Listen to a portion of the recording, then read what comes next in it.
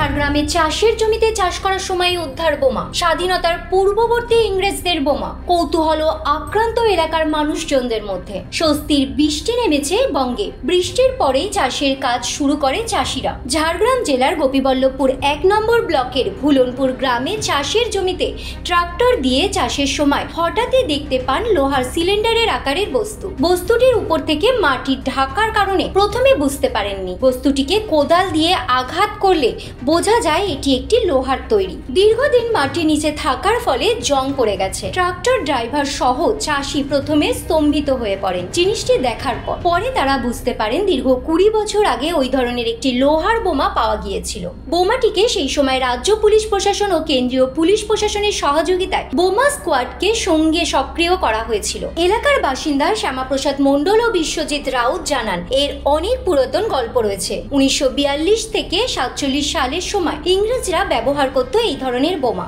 আগেও অনেকবার এই ধরনের বোমা এখান থেকে পাওয়া গিয়েছে। মাটি লেভেল করতে চাষ করতে এসে দুপুর 1টা নাগাদ ওরা একটা চাষি পেয়েছে। তারপরে সবাই আতঙ্ক হয়ে পালিয়ে গেছিল। দিয়ে এটা একটা বোমা। এই bureau report U Bangla TV, Jhargram.